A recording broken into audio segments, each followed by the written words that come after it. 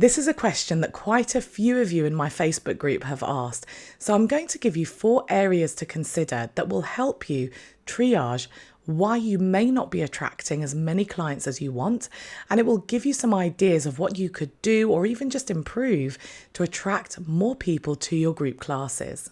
The first thing I want you to consider is what questions are you commonly asked about your group classes? Now, the reason why this is important is because if you can preempt these questions, if you can have something in place that answers these questions in advance, you are more likely to have people convert into clients. The reason is because you're reducing the sales journey. Let's imagine that I wanted to join your group class, but I have a question, and maybe my question is, what happens if I miss a class? If I have to ask you that question first before buying, then there is an extra step that I'm waiting for, and that means that there's more of a chance of me changing my mind. If, however, you've already answered that question, then you've reduced that sales journey because I no longer have to ask you that question and I can go ahead and just buy. Now, some ways that you can preempt these questions and you can answer them in advance is things like having an FAQ section on your website, on the page where you're actually promoting that group class. You can, of course, share these questions on social media or whatever marketing platform that you use. One way that I would do it, if I had FAQs, is I would maybe take one FAQ at a time and I would record, let's say, a short video or do a post that's just dedicated to that one FAQ. It means that you get more longevity out of your social media content because you're repurposing what you already have on your website. So think about those questions, just make a list of them and think about which ones keep cropping up and which ones are going to give your audience reassurance and confidence to buy. Another thing that I have done is I have a show reel for my group classes. I used to run quite large group classes. Now they're very small, so I don't use the show reel quite as much. But when I was trying to film my bigger group classes, I just created a little collage of snippets from my live lessons because they were all recorded. I made sure that my students' faces couldn't be seen. I can't remember if I blurred them out or if I cropped them out, but I made sure they weren't seen. And all you could hear were their voices, which is fine. And I created that, and that was a demo of what my group classes actually looked like, how I interact with children. So I was very selective about what I chose. And what that meant was that when someone made an inquiry, I sent them that video straight away in my response. If they asked, what my group classes were like, I would say to them, best way I can show you is by showing you, and I would send them that as well. I had it on social media, I had it on my landing page, I had it everywhere. And it really did give people the confidence. I remember a parent asking me, what are they like? Can my child ask questions? And she was just really, really hesitant. She'd never done this before. And when I sent her that video, she said, me and my daughter, we looked through it and she really wants to join. So it really, really did work. So creating any kind of social proof, anything that's real and live, that's always going to be really effective. The second thing I want you to think about is what objections do you often face? Now, this is sometimes you don't really want to hear about these and you don't want to talk about them because you don't want to plant that seed in people's mind. But in my opinion, actually just handling them head on is a really good idea. And the reason why I think that is because you can then address them beforehand. It's very similar to the principle I just talked about of preempting questions. If you can preempt objections and tackle them, then once again, there is going to be a higher chance of someone booking onto your group class because you are shutting down those objections. You're already tackling them.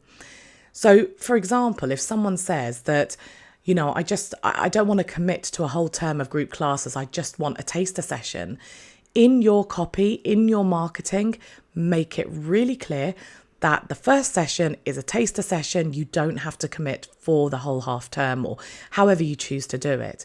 So think about the possible reasons why people don't want to go for your group classes. It's going to raise some really interesting questions for you because it could be, for instance, that someone says, well, I just feel like a group class can't be very tailored. I want one-to-one classes. Now, as an educator, I know you tailor your classes. I know that you know your students really well. So ask yourself, Are you communicating that? Are you talking about that big aspect in your marketing? It will also give you an idea of how you might be able to improve your services. So for instance, if someone really is concerned, saying that, look, you know what, you're going to make me pay for a whole term, but what if my child has a dentist appointment or something like that? You want to have and you want to make clear that there is an alternative. So some of my clients, what they do is they run the same sessions multiple times a day or on different days. So they say, it's fine, if you can't make that session, just join one of the other sessions, and that solves that problem. The way I chose to do it was I recorded all of my sessions, I made those available for the people who had paid for that half term, and then I disabled the access once the half term was over. So I gave them a chance to catch up. So however you do it, think about possible objections and respond to them in two ways. The first way is talk about it. Tell people what you do to overcome that objection. And the second way is see whether you can do anything to enhance your service to make it even more palatable to your audience. The third thing, and this is a really big one, communicate more than the logistics of your group classes. So yes, the timing, the day, all of those things are really important. But there are loads of group classes around that fit the same profile. Why should someone choose yours? So talk about the magic that you sprinkle on those group classes. Talk about those little things that you do that have a huge impact. Maybe you send reports out to parents. Maybe you do an assessment to track their progress. Maybe you have an icebreaker that's really fun to also improve conversational skills. Whatever it might be, make sure you talk about those little things. Because although for you, they might be things that you just do naturally, for someone else, they're going to be like, wow, that's amazing. My child's going to really enjoy this group class. They're going to be really engaged. So make sure you're talking about all those little things. A really good principle to remember is to talk about the benefits over the features. The features of your group class are things like all my sessions are recorded. The benefit is that if you miss a class, you have an opportunity to catch up. So you can see that I'm still talking about the fact that my sessions are recorded, but I'm framing it as a benefit. I'm using language that my clients will actually be interested in. And the fourth thing to consider is, how does it sit on the metaphorical shelf of everything else that you offer? So let's imagine that you offer one-to-one tuition and you offer group classes. If, say, for instance, there is a huge price difference between your one-to-ones and your group classes, where your group classes are really, really cheap in comparison, think about what that communicates. To me, that communicates that your group classes simply aren't as good.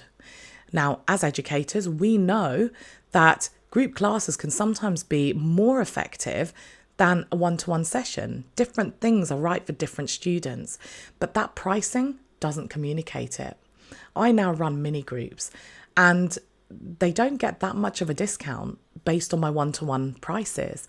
And when I speak to parents, I make it very, very clear that what I'm recommending is based on what's best for their child, not what's going to be more expensive or what's going to be cheaper for them. I don't use money as a driving force.